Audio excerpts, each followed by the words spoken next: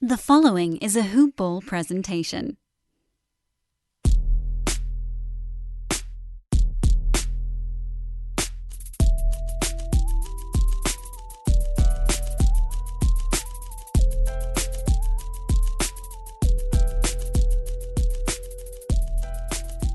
Lakers fans, the time has come. We're 3 days away. We're right around the corner, and the Lakers are back on the basketball court. We're not talking about hypotheticals. We're not talking about what ifs. We're way out of free agency, and we are in the real deal live action. What's up, everybody? Welcome back to the Hoop Ball Lakers podcast.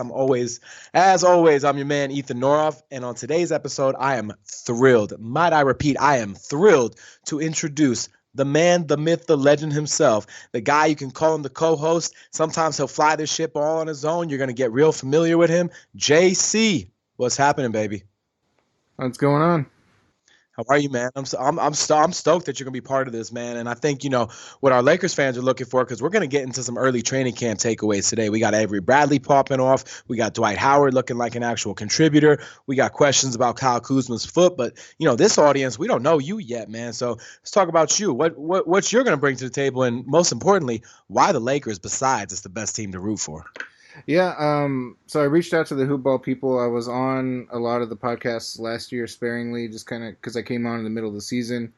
The reason why Lakers is pretty obvious. I'm not going to lie. I am a LeBron guy. Hey, man, ain't nothing wrong with that. Yeah, my loyalty does kind of follow him, but I have been such a huge basketball fan for almost my entire life. I've followed, and I don't have a favorite team because players move around so often. But I do have plenty of Lakers bona fides. I loved the Eddie Jones and Nick Van Exel years. Shaq is one of my all-time favorite guys. I'm actually not much of a Kobe guy, so when he was running. Whoa! I'm gonna have to stop you right there, JC. I don't know if that's gonna resonate with everybody on this podcast, but I'm gonna let you keep going. I know. I recognize his greatness. I just, as far as preferences, I was never much of a Kobe guy, but I definitely recognize how great he is. And I mean, I think that's a polarizing presence, right? You either love him, you hate him, but no matter where you fall on the spectrum, we all agree that you can't tell the story of basketball, and you definitely can't tell the story of the Lakers without Kobe. Yeah. And so yeah, the Lakers they've always been a team that at some point or another I've held an interest in. So yeah, when LeBron chose the Lakers, I was really excited because it had been years before I brought myself to wear Laker gear and all that, but yeah, when as all the other teams he's been on, I never bought as much Heat gear or Cavaliers gear, but I bought a bunch of Lakers gear when he came on. Well, I got three pieces of good news for you. So what do you want first, the good news or the good news? Let's go with the good news. The good news is everything looks better in purple and gold, so I don't blame you for waiting to cop the merch because that is the most valuable one. The second piece of good news is, as a follower of LeBron, you're not alone because Anthony Davis follows the same path, and I think we can all agree he's pretty damn good at basketball. And finally, the good news is, hey, man, Eddie Jones and Nick Van Exel, those players were both on my wall growing up, so I feel you on that. I think we're going to get along just fine on this show. And before we go any further, because I'm feeling fully caffeinated, that's right, you heard me 3 days before training camp, ripe into the middle of the teaching season, you might be saying, man, how is he feeling so caffeinated on a Wednesday evening? And I'll tell you, it's because our friends at Hawaiian Isles Kona Coffee keeps me straight-laced and ready to rock at a moment's notice. You never know where I might be at. My energy level is feeling good. Thank you, guys. Shout out to those folks. You can find them on Amazon or anywhere where your previous favorite coffee was sold. And I always say previous because once you try it, you will not go back. So, JC, that energy level is what I need you to match. Are you ready to do this? I'm ready. All right, let's do it, man. I think the big topics, we're going to hit you guys with some early training camp takeaways. Obviously, the Lakers get their preseason started rather early, as do most teams. You got the game on the 5th against the Warriors. And I think the most interesting thing so far in training camp has been the Avery Bradley hype. I mean, we heard a little bit about it this summer. Lakers brought him in. Right, he was sort of, I don't want to say unexpectedly available because the expectation was that he'd be waived. I don't know that anyone thought he'd wind up on the Lakers necessarily, but the Avery Bradley hype has been real. We heard all summer he lost 40 pounds, and a lot of people were like, well, where did he lose 40 pounds from? And I think what most people are missing with Avery Bradley is when you're compromised and you have a lower body injury, hamstring, groin, anything like that, you are really limited in what you can do in terms of your conditioning. And I think it just caught up with Avery Bradley last year. He was in a bad situation, kind of put himself back on the map with Memphis once he got to play with the Grizzlies. But man, He sure sounds like he is impressing in camp, and I would not be surprised if he winds up as the starter on this team. Yeah, I'm anxious to see how he responds. There are guys that have been teammates of LeBron throughout the year that I wonder. People have wondered how they'd really respond, but I think LeBron's such a great leader. I think he brings the best out of people who are in situations similar to Avery Bradley's, and people who are trying to seek redemption. People questioned, how much of an impact J.R. Smith would have had on Cleveland, and I felt like he was somebody who was going to follow LeBron's lead and play really well, and so I'm hoping for that out of Avery Bradley. Well, I think there's something to what you said because Avery Bradley said himself, right? He said in choosing the Lakers, he said, quote, I felt like this was a situation where I could reach my full potential. And what he did was he cited his playing time when he was in Boston with the Celtics, playing around Kevin Garnett plus Rondo, who's obviously on this Lakers team now. And what he said in his extended clip was basically they wouldn't allow me to take a night off. And I think that's what we're looking at when we talk about LeBron James and Anthony Davis. And, with Frank Vogel at the helm, this team's problem will not be offense. That's not how they will derive an identity. They will derive their identity on the defensive end. And Avery Bradley brings something to the point guard position that I just don't see with those other guys. Alex Caruso is a high energy, high effort player on the defensive end. I don't want to say he's great. He's solid, but he's not great.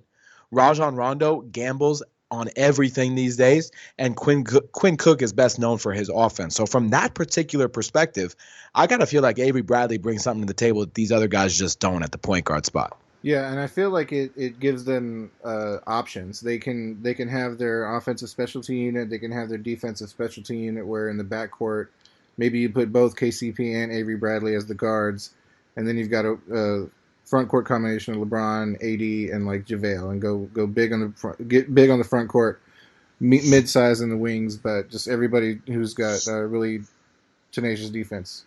Yeah, and I think that's a great point because one of the best aspects of this Lakers roster, at least on paper, is the optionality, right? They can roll out a lot of different five-man groupings, and too bad, obviously, DeMarcus Cousins is hurt and lost for the year because that would have been a whole nother ball game as well. But they still got a lot of five-man groupings that they could potentially roll with. And what I like about Bradley is, if you've got a lineup where you even want to put Avery Bradley at the 2 because you've got LeBron playing the de facto 1, you can do that. And not a lot of teams will be able to because Avery Bradley's not the biggest guy in the world, but he can guard guys who are bigger than him.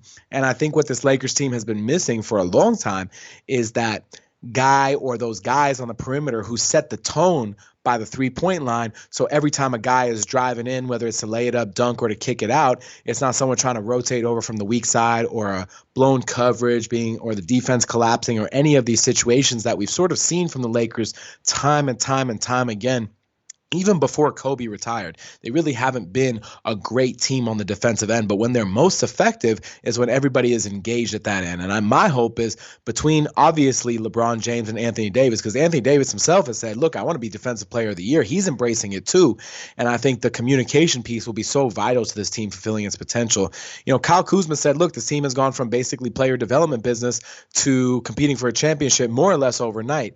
And although the Lakers have never really been in the player development business, the last couple of years, that's kind of what we've heard, and that's what it's been about, right? So I think the expectations are changing for this Lakers team, and talking about optionality, they've got a lot of options just at point guard. And if you're looking at how much they're paying each guy, Avery Bradley's at the top of the food chain, followed by Quinn Cook, followed by Alex Caruso, and followed by Rajon Rondo. And from that perspective, and just based on all of these five-man groupings that we've seen sort of experimented with so far, part of me wonders if Rajon Rondo might be the odd man out in this situation, because even though he's got the respect from LeBron James and Anthony Davis as the vet in the room, it feels like he's the guy who doesn't bring a clear skill to that position on this Lakers roster that they might need. What do you think, JC? As I agree with you, because as the experienced veteran, he might just find himself sort of on the odd man out. From the clips that I've seen in practice, I've seen Caruso really get after it defensively and him really lead that second unit. I know it's a small sample size from last season, but I was really impressed with what he did last season and how he played with LeBron specifically. And I think LeBron has even kind of given his endorsement of Caruso.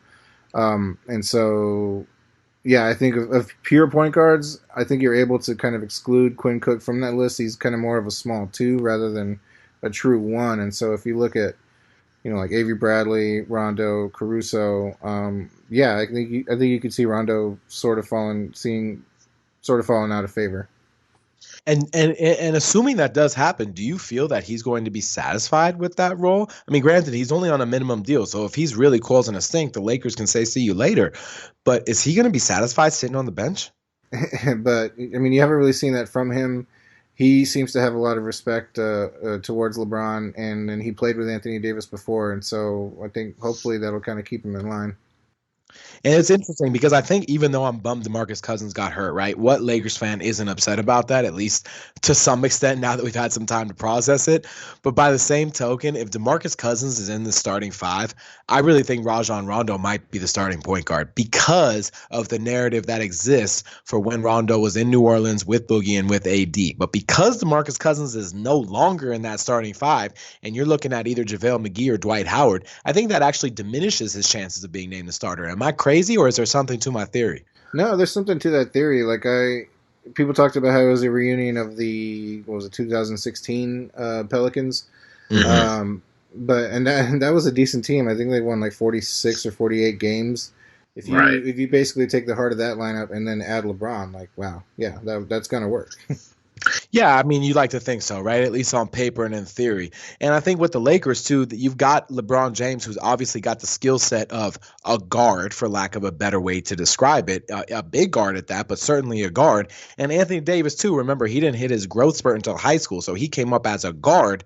And then all of a sudden, you look at this backcourt with 4 guys at the point, 3 guys at shooting guard, and you start thinking about, well, who's not going to play? Because there can't be minutes for all of them. So you got Avery Bradley, Alex Caruso, Rajon Rondo, Quinn Cook, all at the point guard.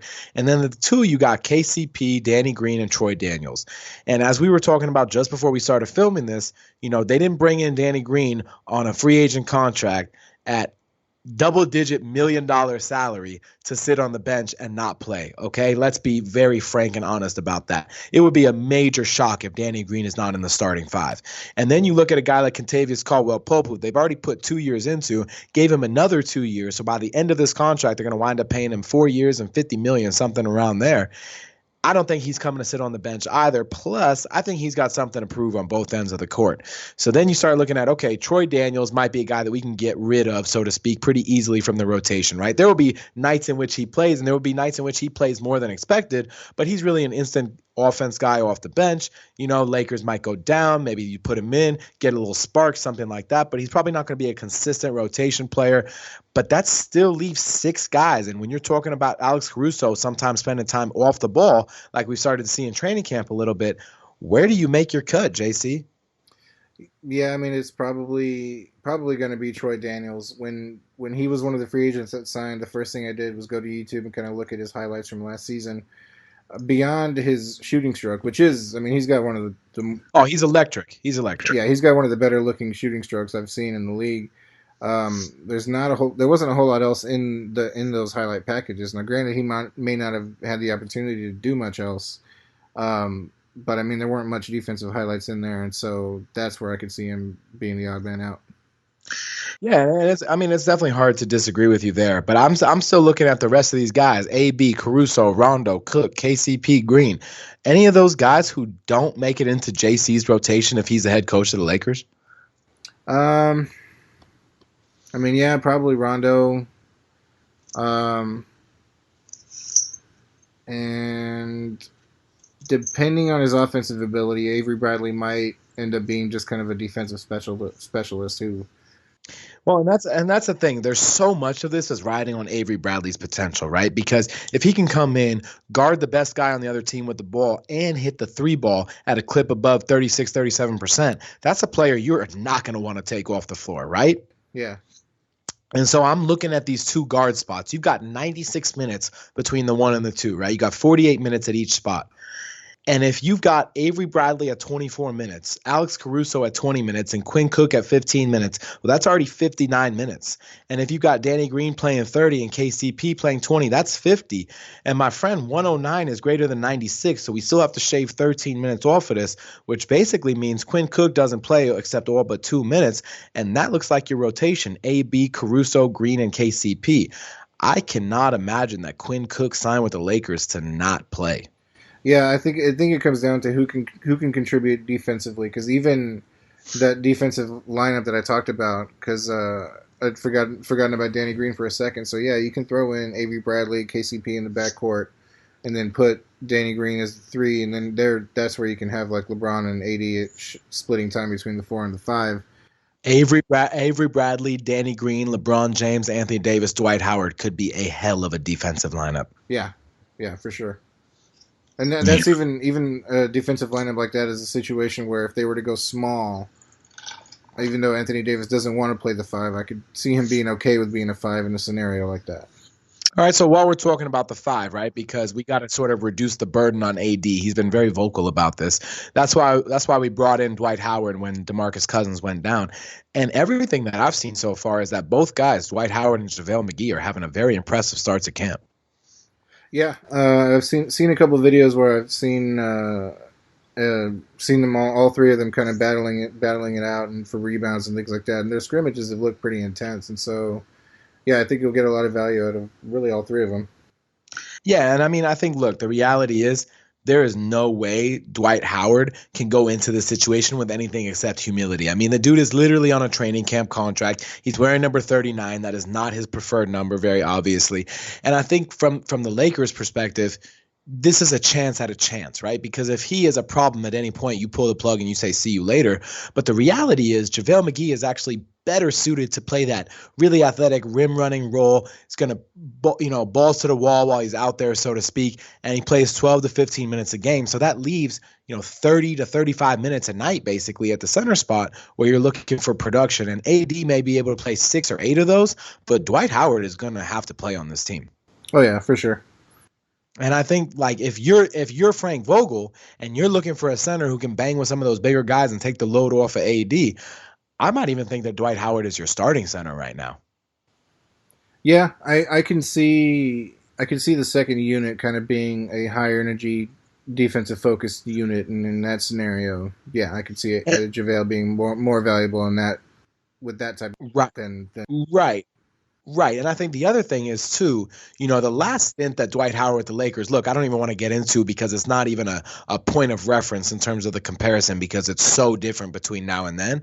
What I will say about Dwight, though, is if he's in the first five, he has no choice but to accept his role because he will not be a preferred offensive option. He is there to rebound the basketball. He is there to defend the rim, and he is there to put the ball back. That's his job. And if he can't accept that job, the Lakers need to think long and hard about what his value is to this team. But everything that I've seen so far would suggest that he's welcoming that embrace. And I think, like you said, JaVale in the second unit, especially if Rondo winds up in the second unit and they can run up and down the floor together, that might be a nice two-man pairing as well. I don't know how much defense they're going to play, but that might be a nice two-man pairing. And all of this is impacted by Kyle Kuzma's foot because if Kyle Kuzma isn't ready for the regular season, which is becoming a concern for me at this point, then the Lakers rotation really gets thrown out of whack. Yeah, feet are always a concern. Unclear timetables are always a concern. Though I saw a video the other day where he was shooting threes one-footed because he doesn't want to put pressure on the other foot. And well, you don't want to ruin anything before you sign that 5-year endorsement deal with Puma now, do you? Yeah. That's really the key. And I mean, I like Kyle Kuzma. Seems like a good dude. Seems like an improving player. But some of those Pumas he was wearing, those were fugly, my man. We got to get rid of those. Yeah, I'm kind of I like Puma's reemergence into the NBA game. Hey man, I like it too. And as a shoe guy, if any company, I don't care who you are, Skechers, Li Ning, Anta, whatever you got for me, if you want to pay me to wear your product, I'm in. Yeah, somebody on I can't remember who. It might have been Rondo. Somebody was wearing Antas. That's a Rondo special. Okay, yeah. Oh yeah, he and Klay Thompson both. Oh, okay. I knew for sure Klay. I didn't know Rondo was with on. Klay Thompson, the non-Laker who everyone wanted to be a Laker, who was never going to be a Laker, but it was still fun to dream about him being a Laker for all of 5 seconds. Yeah. Right? That's where we wound up with that. So I think with Kuzma's foot, this impacts the center position because it puts a greater demand on Dwight. It puts a greater demand on JaVale. It puts a greater demand on Anthony Davis. And, Jared Dudley's a veteran who's not done a whole lot in training camp because he's not doing a whole lot yet. But if Kuzma's going to miss time, Jared Dudley becomes a lot more important to this team. Yeah, and I'm not quite sure how I feel about that. That's a big sentence to say with the season on the horizon and the Lakers having championship aspirations. Jared Dudley is suddenly very important to this team. Yeah. Yeah, and then I guess there's still potential for some of the buyout market. Like some people think Andre Iguodala might still be on the buyout market, or Oh, that's the dream target. I mean, we've been really vocal about that here. I've been really vocal about that on my Twitter. I mean, look, there's no doubt there's mutual interest on both sides. That's what mutual interest is. But it's a staring contest, and the Lakers can't rely on something that might be. no, yeah, for sure, because then that's what happened at the start of free agency. Exactly. And when you rely on potential, it either winds up really good or it can wind up blowing up in your face. And for this Lakers team that has aspirations of certainty, especially given how last year was constructed and executed in the first year of LeBron, you just can't rely on that. So it'll be very interesting to see. You know, I think they're going to have to get a little creative, maybe push Danny Green down onto the wing at times, into the small forward spot specifically. And you might see KCP even playing small down there at times because you might have a backcourt that looks like, you know, let's just throw out Bradley, KCP, and Danny Green, right? That's definitely a possible three-man combination flanked by LeBron and AD in the front court, something like that. And I think if you're the Lakers, you got to be looking at all these different options in training camp as sort of your, you know, ability to do the litmus test to see how it looks before you roll it out into the season to see how it looks, because you've just got so many new parts of this team. And you've got guys in like Talen Horton-Tucker, Kostas Antetokounmpo, who's on a two-way, right? Guys who are major question marks, so you just don't know. And really Avery Bradley to a certain extent too. Alex Caruso a little bit too. We want to see him prove it again. You've got at least a few question marks on this team. And like I said, if the Lakers have aspirations of contending for a title, and everything that we've heard would suggest that they do, you don't trade for Anthony Davis if you don't think you're a championship contender in a free agent year. And so the Lakers have, you know, they look good on paper, but I think the real key is how committed they are to the defensive end. And for those guys like Kuzma is a prime example of this, for those guys who have been asked to play different roles previously in their career, will they adapt to their new roles on this Lakers team, and will they adapt consistently, and will they do it well? I think that's my biggest question for this group right now. Yeah, and that's kind of going back to their flexibility in their rosters. I think over the last couple of years, you've seen teams list as a negative statistic, like, oh, this team started this many different lineups, or this team started this many different lineups. So they were right season and only had one lineup. I was talking to a friend of mine the other day who I don't know much. I don't know anything about the Spurs so far this year, but he said they don't really have any centers on their roster, and so like that's going to be a game in which Dwight Howard and JaVale may not be needed as much. And so I think the Lakers should really embrace that flexibility, because so many different teams have so many different types of lineups. And if they can be good with all of them, then yeah, that's only a positive. Well, I think it's so interesting because part of the thing that people do, right, when they describe how people are performing at work or what they do, they say, oh, I've been in this job for 20 years. And what I always like to say is, well, longevity is not necessarily a sign of excellence. It can be, but it can also be a sign of nobody wants to deal with you. So just because you have the same starting five all year doesn't mean that it went well or it shouldn't be improved. It's sort of like walking in somewhere and them saying, well, we have the best culture ever, and, you know, we were really proud of it. And me saying, well, what's so great about your culture that it can't be improved? Because we can all be improved all the time.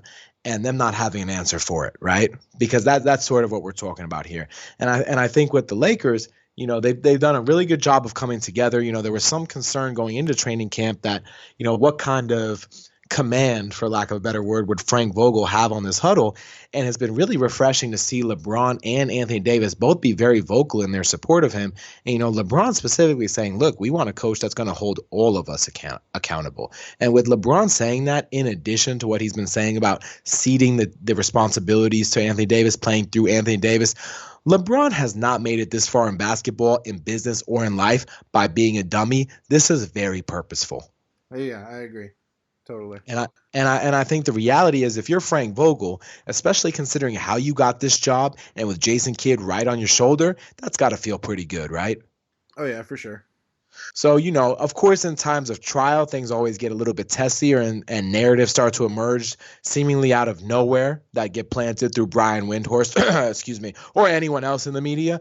But whatever the case might be for this Lakers team, they will face challenges, because the reality is that Western Conference is loaded, and they're going to be more nights on than nights off, regardless of who they play. Oh yeah, I agree. You mentioned Brian Windhorst. Did you hear the news recently about Shams? It came out like within the last 2 hours, so you might not have seen it. I have not. So Shams switched his agents, and he's now under United Talent Agency, which is headed by Rich Paul. It's not Clutch, but it's still an agency headed by Rich Paul, and so people are like, "Oh, now Shams is going to get all the LeBron stories," and yeah. Wow, that's very interesting, and I think that Wendy, as connected as he is, and Shams as connected as he is, my man for Lakers news and the clutch connection is Chris Haynes over at Yahoo. Yeah. That's the guy who really gets the good scoops. That's where I'm at these days. Do you remember before while we're talking about starting lineups, I just have to throw it out there. Do you remember our friend RD Ambition of Lakers Reddit? I do. This dude is still going somehow. Okay. Still going. And I just happened to scroll over to his Twitter page right now. Yesterday tweeted out, Rajon Rondo has emerged as the early favorite to start at point guard, according to sources. Main concern regarding shooting and spacing has been addressed with offseason shooting improvements. Lakers hopeful, quote, improved shooting translates into games. You know what I say about that? That is the easiest thing to fake in the world, and there's no way to prove if you're right or wrong. Good job on that source game, right? Yeah, I haven't looked at his Twitter page since like well after free agency ended. Yeah. Well, I think the reality is, look, we as people, okay, we always want to look behind door number two because the potential of the what if, and we want to believe in potential and what could be. But the reality is, this dude has been wrong, has been consistently wrong, and regardless of Rajon Rondo starting or wind up being buried on the bench, this is such the way that this report is worded, it can either be refuted or it can be supported. And either way, it doesn't really matter. So if you're going to come out with sourced information, come out with sourced information. There's nothing worse than it's like hedging a bet. It's like saying I put $100,000 bet on the Lakers. Oh, but I also bet $99,999.99 on the Clippers. Like, you can't just do that. You know what I'm saying? And that's the most frustrating thing with this age of Twitter reporting. And that's why my notifications are only on for the big dogs. All right, man. Anything else with this Lakers team? Early training camp impressions? Something you want to see from them before we get up on out of here for our first episode together? I mean, not much. I'm just kind of looking at different training, some of the practice videos. They're scrimmaging really intensely, so that's good to see. Yeah, I'm just really looking forward to it. I also didn't mention I live in Austin, Texas, and so the only NBA games I ever managed to go to are Spurs games, of which I mentioned liking players from different teams. There's never really been anybody on the Spurs that I've liked, and so I've never really followed the Spurs that often. I just go to their games all the time. But yeah, I think you should buy a Greg Popovich glue-on beard. yeah. But yeah, I am going to be on the Lakers game on November 3rd, so hopefully that'll be. Oh, there you go. 1 month from tomorrow, we got our own insider. JC is going to be doing some scouting for us. You gonna bring the pen and the pad, bring your media tag, and come back with notes for us? Yeah, for sure. That's what we need from you, JC. And for me, before we get out of here, I think from this Lakers team, what I'm looking for is I'd like them to establish what they think the rotation is going to be early, because I think what's going to be important to this Lakers team is not just figuring out what works, but figuring out what works on the earlier side and being able to practice what works on the earlier side, because otherwise it's going to be a real challenge for this Lakers team to build any sense of continuity. And once the regular season starts, it's just such a fast-paced action. You're going to have LeBron taking maintenance days of practice. Anthony Davis going to be wrapped in bubble wrap, to keep him healthy, especially in his walk year. And I think the Lakers are going to have to find time with that five-man group, both in the first and the second unit, right? Because that's how you build it. And the difference between 50 wins and 57 wins could be the difference between a 1 and an 8 seed in the Western Conference this year, very honestly. Yeah, it's going to be a tight race. So we'll see how it shakes out. Lakers are going to be engaging in their first preseason action. On the next episode of Lakers Hoop Ball Podcast, I am going to be doing a crossover episode with my man Brandon over at the Hoop Ball Clippers show. You already know the battle for LA has never felt more real than it does currently, but I'm here to remind you that LA will always remain to the Lakers, no matter what the scoreboard says. For JC, I'm Ethan. Until next time, we out.